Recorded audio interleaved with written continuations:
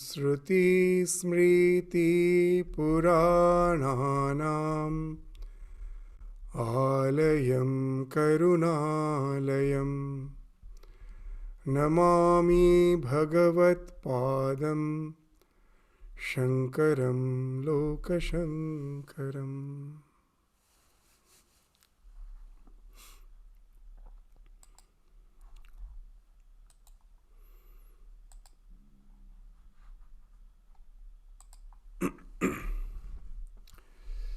So today we will start the section where the fourfold spiritual disciplines have been enunciated in the Vivekachudamani.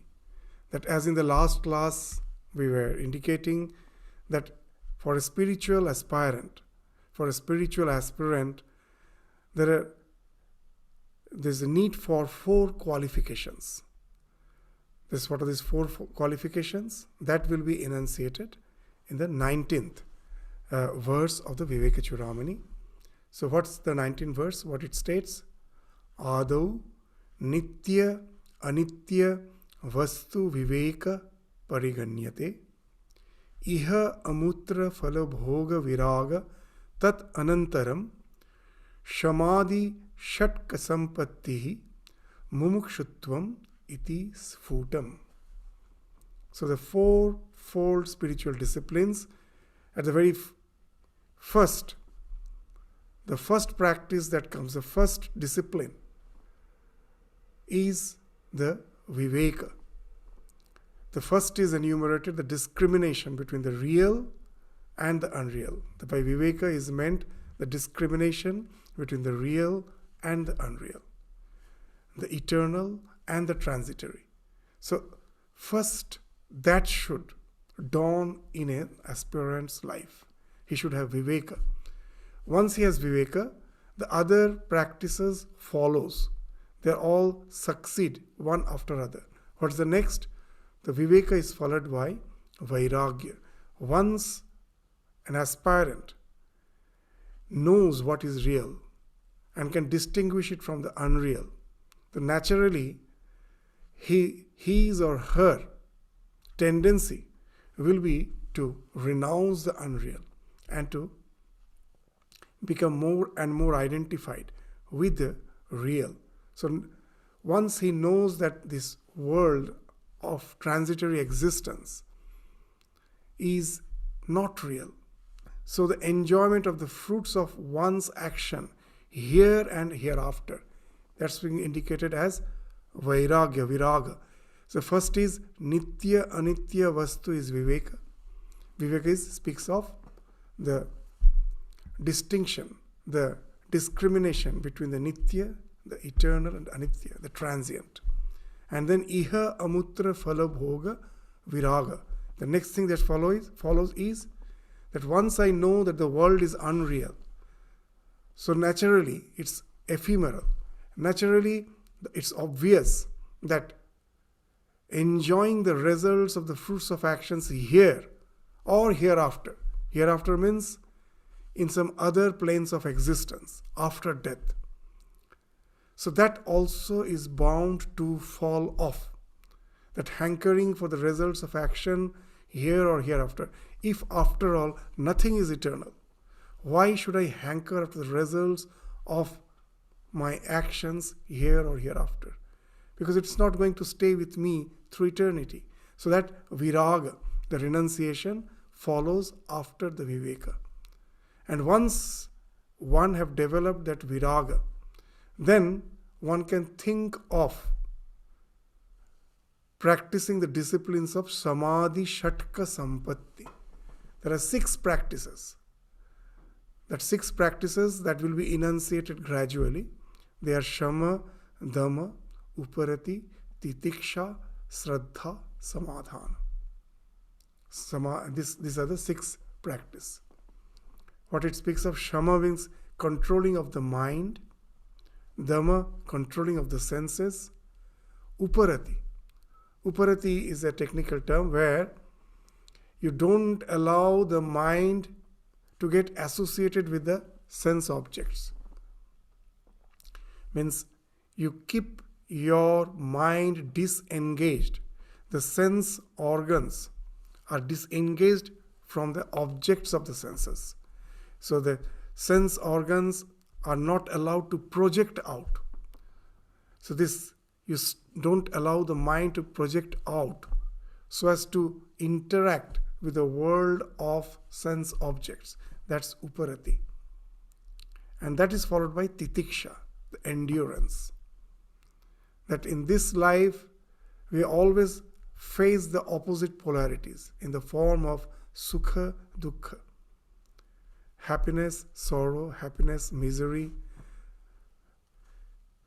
Sometimes it is, the weather is not favorable, it is hot or it is cold. It's always in the opposite polarities. And that creates suffering. Why that suffering comes? Because we are identified with our body-mind complex. If I don't allow my mind with the practice of upariti to associate with the objects of the senses, then naturally the practice of titiksha follows.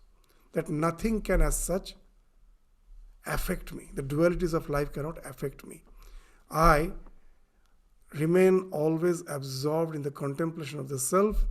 The world with its polarities is there, but it has lost the power to affect me.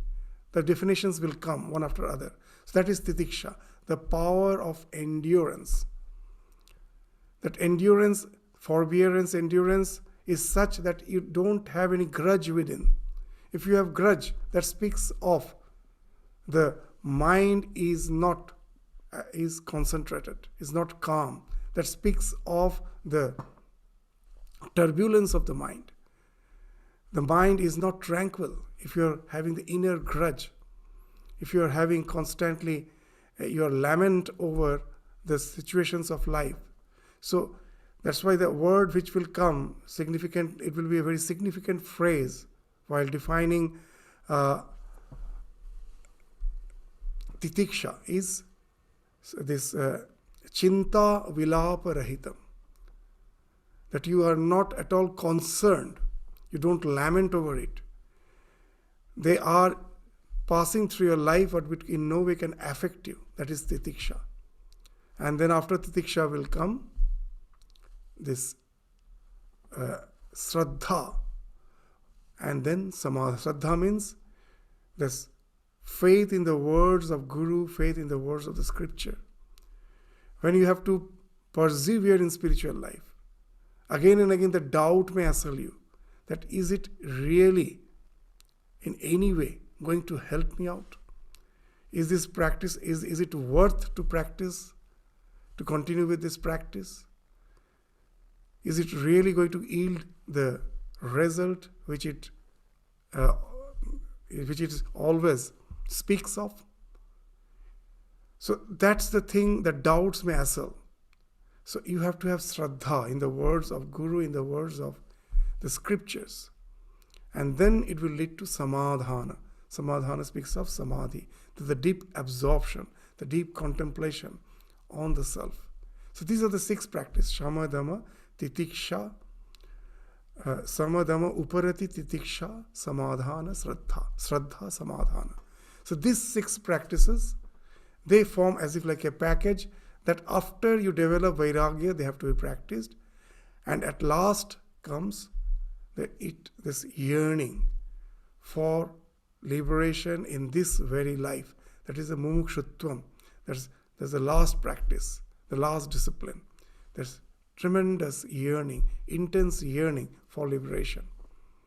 So these are the fourfold practices that an aspirant should be endowed with to be qualified to proceed in his spiritual journey or in her spiritual journey. So these are the practices which will be enunciated. So first, that it is only one who knows that this is eternal and this is transient. Then only the question of withdrawing his mind from what is transient comes. This vairagya cannot be secured in the absence of this discrimination. What is transient? And then Viveka, as we told, that from Viveka vairagya follows.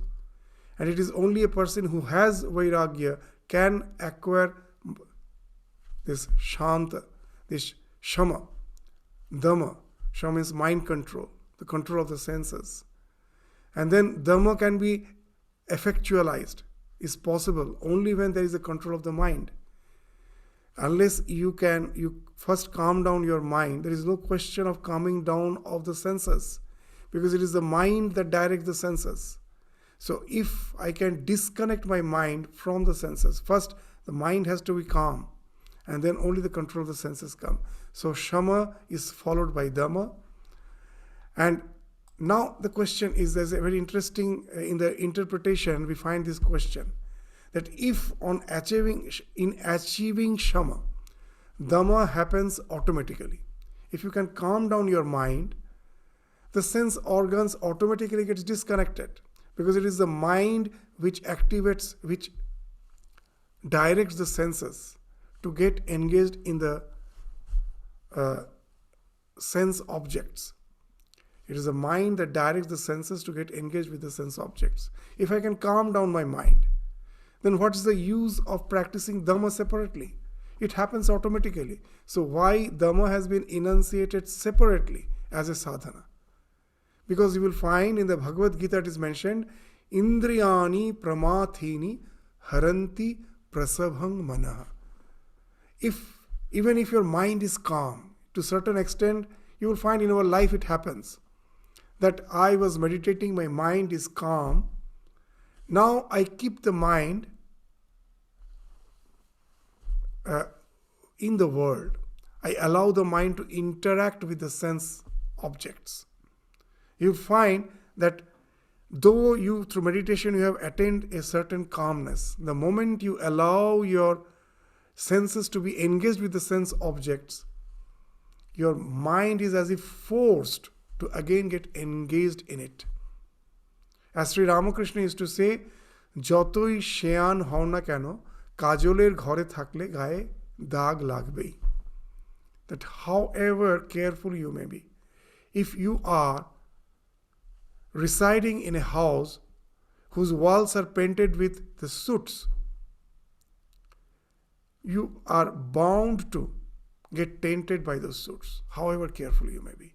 So if you allow your senses to be engaged with the sense objects, know it for certain, that will drag your mind down. That's in Bhagavad Gita, that idea has been very nicely stated. Indriyani pramathini haranti prasabhang mana. The indriyas, the sense organs, have the power to pull down your mind. So that's why Dhamma has been enunciated separately. That you have to calm down your mind, but don't be overconfident. You think that I have control over my mind. Now I can go and mix up with the world. My mind won't be affected. Know it for certain, that's never going to happen. You have to first calm down your mind, and then you have to ensure that you stop getting engaged with the sense objects as much as possible, whenever it's possible. That becomes my practice. That's why Dhamma has been enunciated separately. And then after that comes the practice of Uparati, which actually speaks of sannyasa. It is possible only when one has acquired mastery of the internal and the external organs, of the mind and of the senses. Then only you can practice Uparati. And when you get established in the practice of Uparati, then alone you can have Titiksha, which is the ability to endure without concern the dualities of heat and cold, happiness and misery. And as one's mind will not be distracted by anything outside of him, such a person alone can be said to have samadhi. He alone can get the deep contemplation or deep concentration, which is characterized by what? By unwavering contemplation on the thought of Brahman. So if one has qualified thus, he alone can have Shraddha, the faith in the teaching of the Guru and of Vedanta, that Brahman alone is real and Jagat is unreal. The world, this phenomenal existence is mithya, is unreal. And then such a person alone will not desire anything except liberation. That speaks of mumukshutvam. So all these practices, one follows the other. They all, this first comes Viveka, that is followed by Vairagya, that is followed by Samadhamadi, Shat Sampatti, and that is followed by mumukshutvam. So from the next verse, the practices which has been mentioned in this verse will be elaborately described one by one. So we will take them one by one. So first comes in the 20th verse, the Viveka. How the Viveka has been defined? Brahma Satyam Jagan Mithya Iti Evam Rupa Vinishchaya Sa Ayam Nitya Anitya Vastu Viveka Samudaritaha. The firm conviction that Brahman alone is real, Brahma Satyam, and the universe is unreal, Mithya, Jagan Mithya, is designated as, this is defined as the Viveka, as the discrimination. Iti Evam Rupa, the one who has this firm conviction. Evam Vinishchaya, the Vinishchaya speaks of firm conviction. For him alone, this practice of Nitya Anitya Vastu Viveka is possible. The discrimination between the the eternal and the non-eternal. Very interesting, Shankaracharya is interpreting this Nitya Anitya Vastu Viveka as the knowledge that Brahman is Satya and Jagan is Mithya. Now very interesting. Viveka, as per the definition, is speaking of Nitya Anitya Vastu, the something which is eternal and something which is transitory. We know the world, everything is transitory, everything is flowing, nothing is Nitya. Behind that, the scripture asserts that there is some eternal conscious principle, which is alone the truth, which is the Trikal Avadhita Satya, which was, which is, which will be, is eternal. And the world is flowing. So Nitya Nitya means something which is permanent, and Anitya means something which is impermanent. Then why Shankaracharya is bringing the idea of Satya Mithya? That which is eternal, that alone is Satya. But Jagat, though it is a flowing, but why we as a flow we can say it has a Vyavaharik Satya, that it has some empirical truth. But why Shankaracharya is totally denying, is saying it's Mithya. That unless you have the feeling that it is Mithya, the real Vairagya will never come. And when he's saying Mithya, it is not something which is a false statement. The Jagat is Mithya, it is a superimposition. It is not something is being superimposed upon something. In Vedanta, again and again we give that example, that a rope is lying in the twilight because of lack of proper light. I see it as a snake. So it is something like a delusion. The snake is not at all there. The snake is Mithya. So that way, the world is in one sense temporary, it is a flow, and in another sense, as it is a superimposition on Brahman, it is Mithya. The Jagat, as Jagat, doesn't exist at all. It's as a substratum, as the Brahman, it is eternal, but as this flow, it doesn't exist at all. So this, what he is saying is philosophically correct, and also he is stressing this Mithya. Why? Because if you have just the idea that Jagat is Anitya, you can never have the real Vairagya. Why? That yes, the things are transient, but for the time being I can enjoy it. That's the idea which may come. That we all, most of the people, even you will find the one who have no spiritual inclination, they say we have only one life. Let us enjoy it. What's the idea? We know that it is not an eternal life.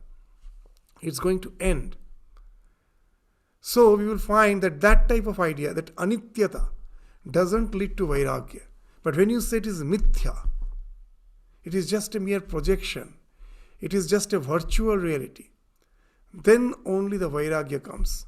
To give an example, when you are passing through the desert and there you see an oasis, the passing oasis can quench the thirst of the caravan. But can a mirage quench the thirst of a caravan? No. The mirage is mithya. The oasis is something we are passing by. It is not permanent. I am not going to stay there. It is just a part of my journey. But it can quench my thirst. The question of enjoyment is there. But in mirage, there is no question of enjoyment. It is just a mere projection. So that's why Shankaracharya, though that Viveka is been defined as Nitya and Anitya is Vastu Viveka, but Shankaracharya is interpreting it as Satya and Mithya. It is Mithya. In no way you can enjoy. You cannot enjoy something which is Mithya. That the kingdom which you have seen in a dream, that can you really enjoy that kingdom? Those who want to have a kingdom are not satisfied by the kingdom seen in the dream. So similarly, this world is like a dream. In that case, the question of enjoyment cannot come. So that's why Shankaracharya, in the definition of Viveka, though the definition is Nitya Anitya Vastu Viveka, but Shankaracharya is interpreting as Brahma Satya Jagan Mithya. Unless you have the sense that it is Mithya, you can never have Vairagya, which has to follow after Viveka. Because anything which is a mere projection, which has no as such tangible reality, can never be enjoyed. And then the question of Vairagya comes. If this is something which is a mere appearance, the question of enjoyment doesn't come. So that's, once you have that idea it is Mithya, then only Vairagya ensues. So in the next sloka, in the next verse, Shankaracharya will be defining the Vairagya. What is Vairagya? The 21st verse, Tat Vairagyam Jugupsa Ya Darshana Sravanadibhihi Dehadhi Brahmya Paryante Hi Anitye Bhogya Vastuni. Tat Vairagya. So what is Vairagya? It is a desire, the Jugupsa of what to give up. Darshanas, what I see, I have seen, I have heard of.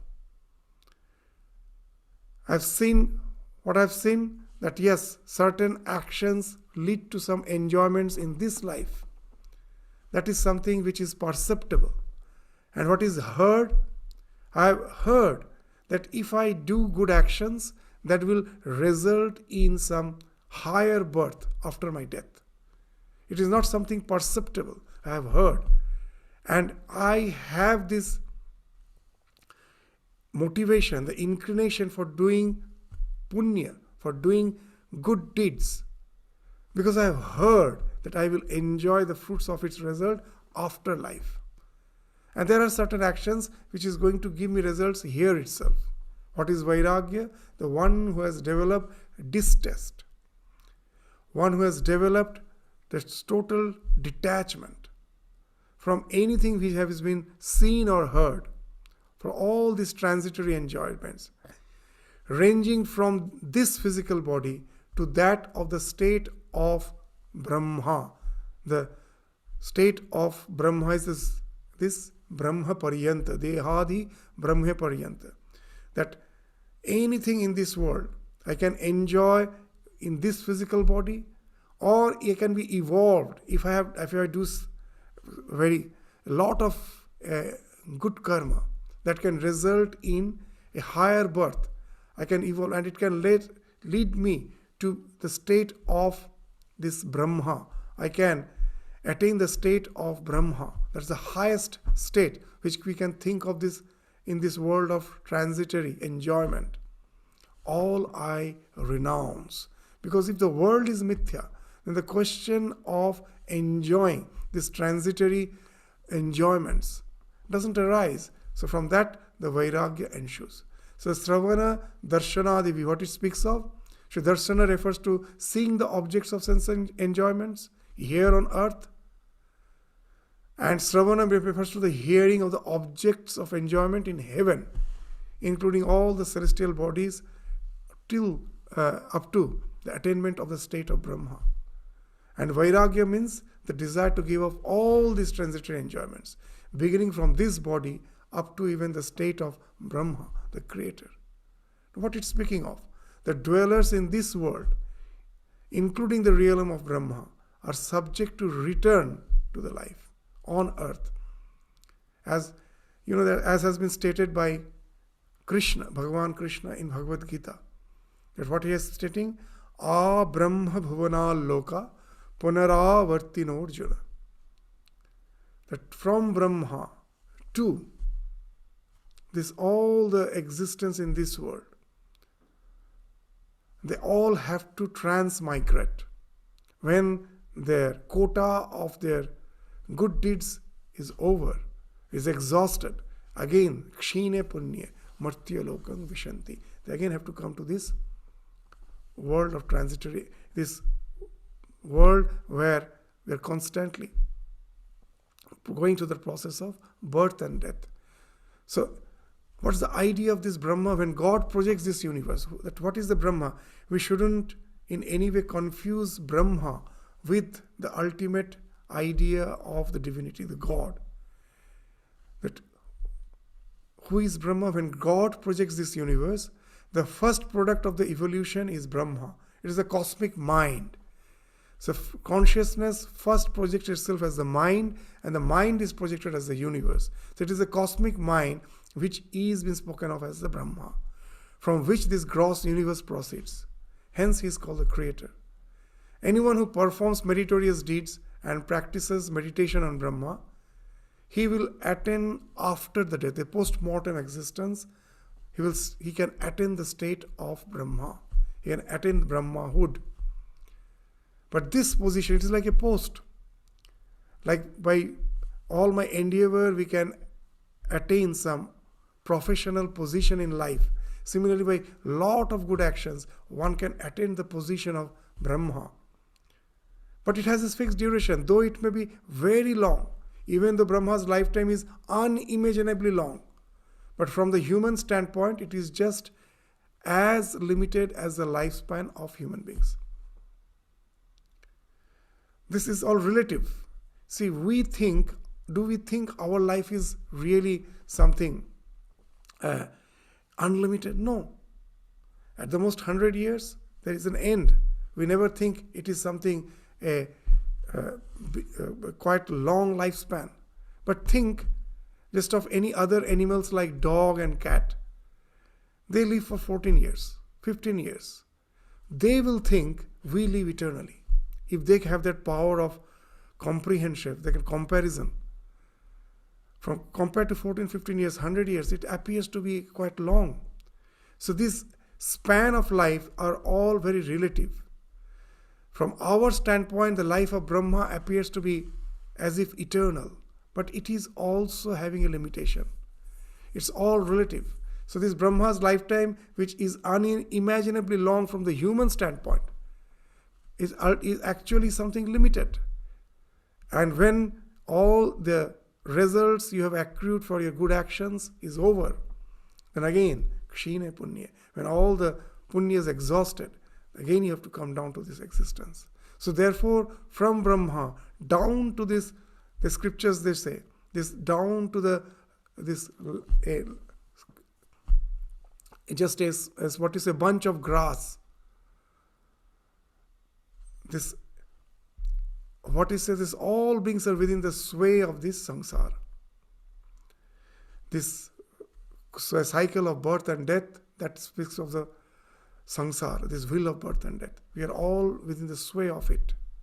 So one who have realized that, why should he aspire for all the results of action, which at last is not going to give him or her eternal result? So thus, if we wish liberation, even our desire to attain the highest state of Brahma should be relinquished. What to speak of the other objects of enjoyment, which is available in this world. So that's how the Vairagya has been defined. And then comes Shama Damadi Shat Sampatti. First, Shama, the control of the mind. That is defined in the 22nd verse. What it is saying? Virajya Vishaya Vratat dosha drishtya muhurmuhu swalakshe niyatavastha manasa shama uchyate. So first, there are two aspects. The resting of the mind steadfastly on its goal, that is Brahman. Swalakshe niyatavastha. That is one. And another, after having detached the mind from the sense objects, by constantly observing the defects, that we apparently feel that the sense enjoyment of the sense objects gives us pleasures. But if we really try to find out the nature of happiness, we'll find that our sense enjoyment can never give us happiness. There is an eternal defect in it. This world of transience can never give us happiness. So there are two aspects, that I can never get happiness from my sense enjoyment. So I don't allow my mind to get engaged with the sense objects. Why? I don't allow my mind to get involved with the senses. First, because of the eternal defect, dosha drishtya, that happiness can never be achieved by the enjoyment of the senses. What is the eternal defect? As Swami Vivekananda has spoken of, what is the eternal defect? That we can never be satisfied with the enjoyment of the senses. It is ever running, never reaching, nor a distant glimpse of shore. It is a hedonistic treadmill. You can never be satisfied. The more you resort to the enjoyment of the senses, the more the hankering increases. It never gets satiated. It's like fire. The more you offer fuel, the more it flares up. It never gets satiated. So that's the eternal defect. So that's why I desist from enjoyment. And what is another motivation factor for keeping my mind calm? So that I can engage it in the contemplation. I disengage from the senses and I engage it to the contemplation of the Brahman. So thus, we will find that human mind has an inbuilt as if tendency to run out deliberately, attracted by the external objects. As has been very nicely enunciated in the Upanishad.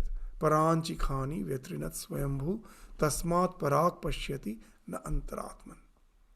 The senses have been injured, it has been injured in such a way by the Lord that they have been injured in such a way that they always look outside, they never look within. So that is the built-in tendency.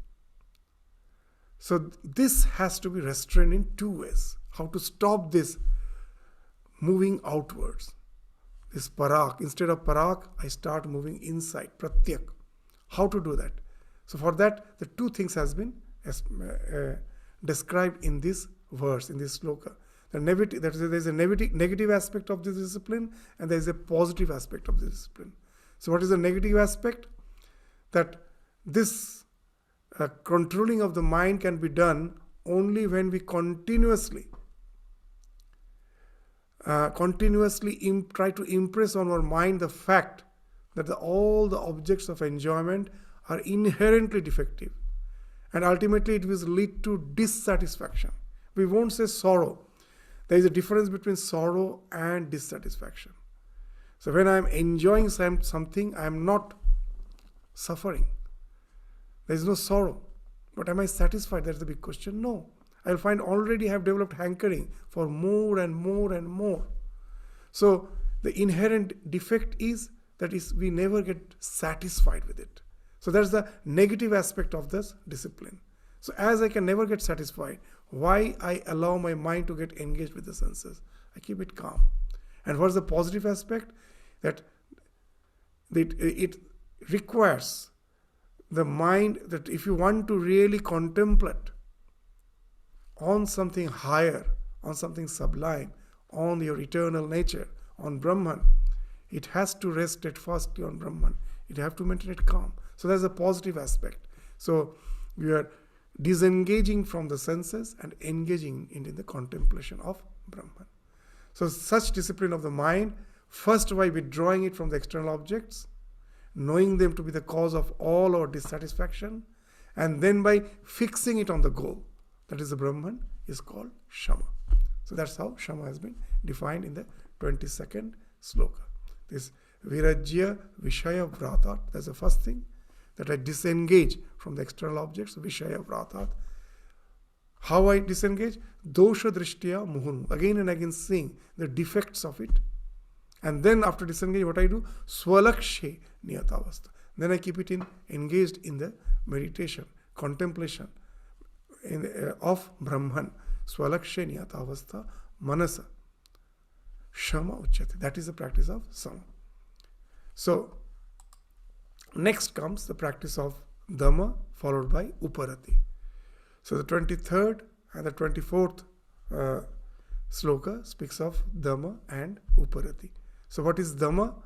Vishayebhya paravartya sthapanam swasva golake ubhayesham indriyanam sah Dhamma parikirtita.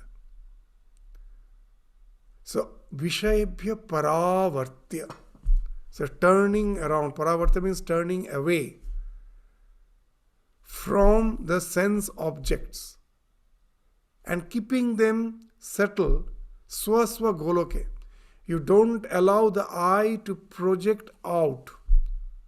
You don't allow the mind to project out through your eyes to the sense objects. As we have again and again explained the fact that what I perceive is not what is coming from outside and is entering us. I don't perceive that. I perceive what I project. That example which we give again and again, when I'm seeing a flower, its color, the light just touches my eyes. Its function is over there. The light doesn't enter the brain, where the perception, the brain which is the sense organ for your mind, it is through the brain the mind is working. So the light doesn't reach the brain, in the brain. It touches your retina, and there the light's function is over. The moment it touches the retina, it immediately activates the optic nerve, and a type of nerve current starts flowing through that nerve to the brain. When that nerve current it reaches the brain, the dark brain where no light is there, that nerve current it activates the color perception center, and the color is projected out from the color perception center to envelop the flower to give you the feeling that it is red. So now you will understand how wonderful this definition is. Vishayabhya paravartya sthapanam swasva golake. Golaka means in the holes. See, eyes are in the holes. It has some orifice in which the eyes are there. Ears have its own orifice. The nose has its own orifice. Even the skin has innumerable orifices. Your mouth is an orifice. So this golaka means you keep the senses in there, in the particular orifices. You don't allow them to move out. That projection you don't allow. Then only, when the senses are not allowed to get engaged with the sense objects, you don't allow them to move out, then only the practice of Dhamma is possible. So the Jnanendriyas, so you are not allowing the Chitta Vrittis to take the form of external objects. That we will come later as Uparati. First comes Dhamma, the turning both kinds of sense organs, the Jnanendriyas and the Karmendriyas. Jnanendriyas means organs, the sense organs of perception.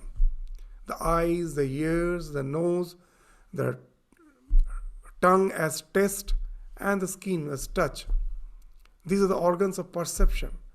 And organs of action, the hands, the feet, this hastapada, their organ of speech, and organ of evacuation, and organ for reproduction. So these are the 5 organs of action. So these are turned away from the sense objects and you place them in their respective centers. This is called Dhamma. So the Jnanendriyas and the Karmendriyas cannot go out to the objects of their own accord. Means it doesn't mean that throughout the day I will be just keeping my eyes and ears closed, sitting in a soundproof room, not interacting with the world. It doesn't mean that. Most of the time what happens that it is the senses which is pulling me. If you remember in Kathopanishad, a wonderful, in the form of with the help of a wonderful allegory, our body within which the soul is residing has been explained as a chariot.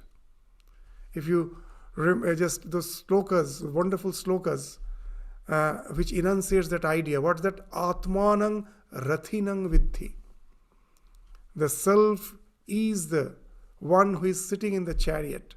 He is the rathi. He is the charioteer. Atmanang this rathinang vidhi. Sharirang rathamevatu. This body is the chariot. The soul is the charioteer. Buddhi is the sharathi. The one who is driving the chariot. It is the buddhi, the driver. The buddhi is the driver. Mana pragrahamevatu. The mind is the reins. The one who is driving the chariot, he is holding the mind as the reins. Indriyanang hayan ahu. And all our sense organs are the horses. And the roads are the sense objects. Indriyani hayan ahu means hayan is the horses, and vishayang stesu gocharan. The paths are all the sense objects. If we are not having the control over our senses, if the buddhi cannot hold the reins strongly, then what will happen? The horse will drag us and it will take us off route. It can kill us. If you're in a mountainous terrain, the horse, if it is not controlled, it can lead to a fall which can even kill us. So the buddhi has to hold the reins of the mind strongly. So when we are speaking of this Dhamma, that controlling of the senses, not allowing the senses to be dragged, it doesn't mean that I just totally disconnect myself with the world. I have to engage myself with the world. But it is not the senses which is dragging me. It is not the horses which are so powerful that I cannot hold the rein. I cannot hold them. They just simply drag me. So Dhamma speaks of that you are holding the rein and you have control over it. So mind is said to be the reins and these external organs are said to be the horses, and the sense organs should be turned back from the sense objects. And how? That having by full control over it. It is not the senses which should have control over us. It is we who should have control of senses. The rein should be held properly. So this to hold the rein properly, I have to have control over the reins. That's the idea of Dhamma. So if you can practice Shama properly, if calm down the mind, then only the Dhamma follows. You can control the sense organs. Paravartya means turning away. The sense organs should be turned back from the sense objects. They should be confined to their respective orbs or orifices. And then comes the practice of Uparati. If you get established in the practice of Dhamma, then comes the practice of Uparati. What is that? Bahya na alambanam vrittehe esha uparati uttama. So as we told that what we see is what we are projecting, what the mind is projecting through the senses. So it is something like that in a tank there is water. So even as the water in the tank it goes through the outlets and floods the fields. So too, similarly, in the same way, just the water is in the tank, through the outlets is going and flooding the fields. In the same way, the mind, which is our antakaran, which is inside, it comes out through the opening of these ears, eyes, etc., to all these senses. And it is transformed in the shape of the objects. Like the redness is projected out, it envelops the flower. It just like water flooding the field, it comes and envelops the object. And this transformation is known as the manovritti, the way the mind is working. This the vritti, all the pulsations of the mind is happening thus. It is a projection from something like water moving out of the tank and flooding the field. What's the idea of uparati? Now the idea of uparati is that this is when the mind which is inside is restrained from going out through the external organs. It does not get transformed in the shape of external objects. So you will find in the gospel it is mentioned that only by closing your eyes can you meditate. Even with open eyes you can meditate. If you can develop that power where the senses are not allowed to, where the mind is not allowed to move through the senses out. The stimuli can be there, but the response in the form of response, I am not responding in the form of perception or in the form of reaction. Through the organs of action I can react, and through the organs of perception I can perceive. So I can stop that by the practice of Dhamma, that from that the practice of Uparati follows. So in the meditation is for that, this total disconnection of the senses with the sense objects. At my will. It's not that I have to become something inert. If you remember, even in our complete works of Swami Vivekananda, in one of the lectures, Swamiji is indicating that when Shukadeva came to King Janaka for being instructed in the knowledge of Brahman, King Janaka asks Shukadeva, gives him a task. The task is something very challenging.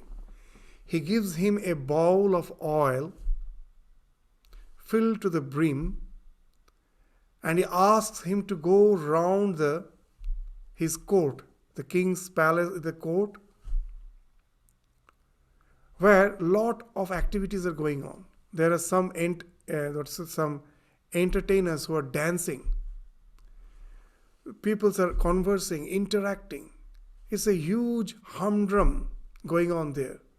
And Janaka gives this bowl of oil full to the brim and asks Shukadeva to encircle the entire court.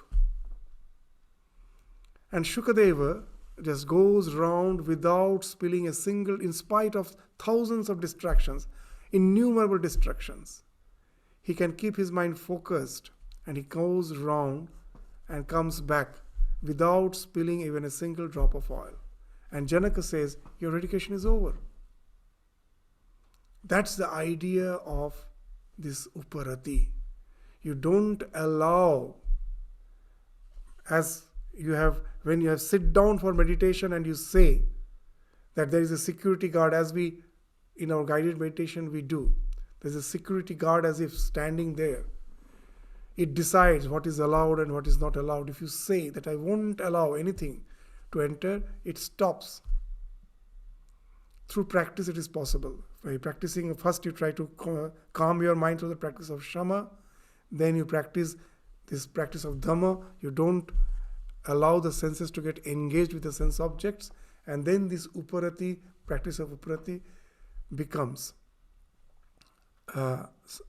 possible. One gets established in this practice of uparati, where this bahya na alambanam vritti esha uparati, not allowing the chitta vritti to take the form of the external objects. That is the best form of uparati which one can practice. So after uparati comes the practice of titiksha. So it's a very nice definition of titiksha we find in Vivekachudamani. What it is? Sahanam sarva dukkhanam. apratikara purvakam chinta vilapa rahitam sa titiksha nigadyate. So enduring all afflictions, sahanam sarva dukkhanam. You endure all afflictions apratikara purvakam, without trying for any remedy. You don't try any remedy to try to counteract them. Without resistance, you have the power to endure them. Not even a weakling does that.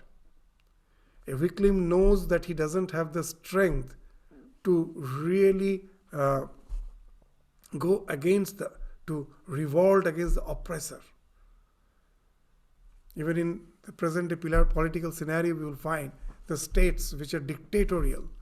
There all the citizens are as if enduring a lot without trying to in any way remedy, just think of remedy, because they know that will result in more oppression, punishment.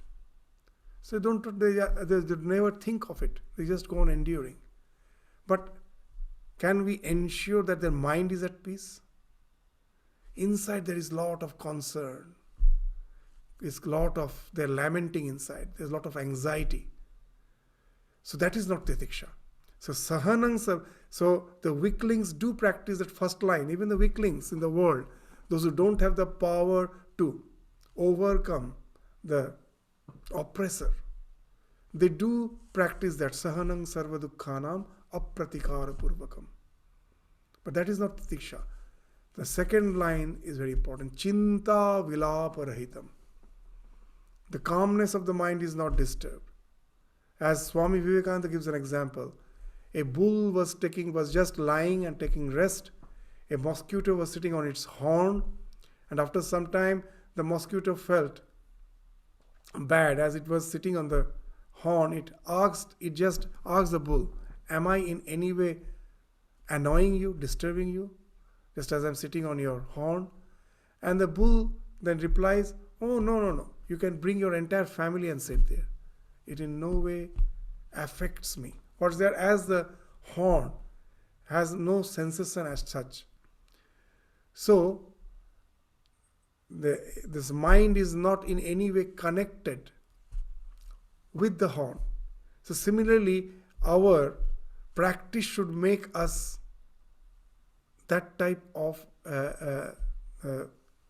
resistant to all the external afflictions in life, as if I have not perceived it at all. I have the capacity to cut my senses from the sense objects. I don't allow the mind to project out through the senses to the sense objects. I have developed that. So now naturally they in no way can disturb me. So external situation, whatever it may be, it in no way creates turbulence in my mind. So that's why that in spite of all the dualities of life, I not only endure without any resistance, it at the same time in no way can disturb the calmness. I have no anxiety, no chinta. I don't lament. There's no vilapa. So then only we can say it is a practice of titiksha. So enduring all afflictions without trying for any remedy, and at the same time being free from anxiety and lamentation, that is titiksha. So in this life, this is very important. Sri Ramakrishna used to say in the gospel, it is there, sha, sha, sha, that in all the Indian languages, in the Indian alphabets, you will find there are three S. That one S, when the tongue touches the upper teeth, this upper jaw, then that's danta. That is one type of pronunciation. And another S is with a hissing sound. When the middle of the tongue touches the palate, that is another sa. And when you roll the tongue, the tip of the tongue touches the palate, there is another sha. So these three sha. Sri Ramakrishna is saying why there are three S? Because it speaks of endurance. In Bengali, endurance is shojjo. Sahana in Hindi, to endure. This sahana, shojjo kara. And this is one of the traits we have to develop in our life, that sahana, shojjo kara, forbearance. So that's why there is so much stress of these 3 S. There is so much stress of S. There are 3 alphabets there. Je shoy she roy, je na shoy tar na shoy. He is playing pun with the words. The one who has the capacity to forbear, his life is integrated. The one who cannot endure, his life is shattered. He gets destroyed. So that which cannot be cured must be endured. In this life, we know it for certain, when we are facing some difficulties, tribulations, if there is a remedy, we of course try for remedy. But in many cases, there is no remedy.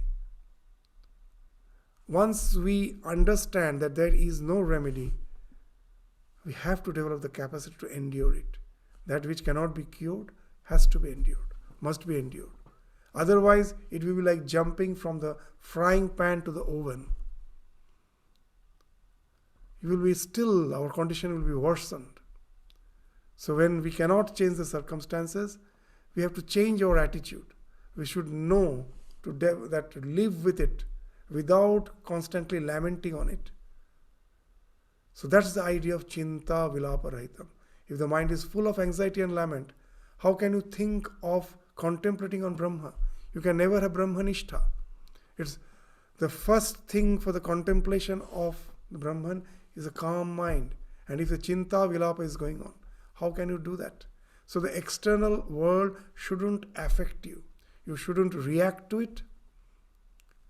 And also inwardly, in your mind, you should not be grumbling over it. So that's the real practice of titiksha. So that comes after uparati, the practice of uparati. When you have developed the capacity to withdraw your mind at your will, so naturally the mind doesn't get engaged with the happenings of life. So the happenings of life in no way can disturb you anymore. So that's how the chinta vilapa rahitam is possible. And once you have developed that capacity, you get established in titiksha. Then titiksha is followed by shraddha. There's faith in the words of Guru, faith in the words of scriptures. Shastrasya Guru Vakyasya Satya Buddhi Avadharanam Sa Shraddha Kathitha Sadbhi Yaya Vastu Upalabhyate. Sadbhi, the saints, the seers, the prophets, the sages, they all have said the same thing, that have faith in the words of the scriptures, faith in the word of the Guru, the teacher. That alone can enable you to evolve spiritually. It can lead you to the realization of the absolute reality. So that is Shraddha. So how it works, that this faith actually what it means. Is it just a blind faith? No. It is speaking something wonderful. So what it actually means, this Shraddha, to have faith in the words of the Guru, faith in the word of the scripture. At the same time, it is not blind faith. What actually it is. We will, for the next class of the Vivekachudamani, from Shraddha, we will again start to discuss the remaining portion of the fourfold spiritual practices which we have started the class today. So this Shraddha, followed by Samadhana, and then Mumukshutva. These 3 more aspects, 3 more disciplines needs to be described. These 3 more disciplines we will again take up in the next class. With this, we stop our discussion today. Thank you all. Namaskars.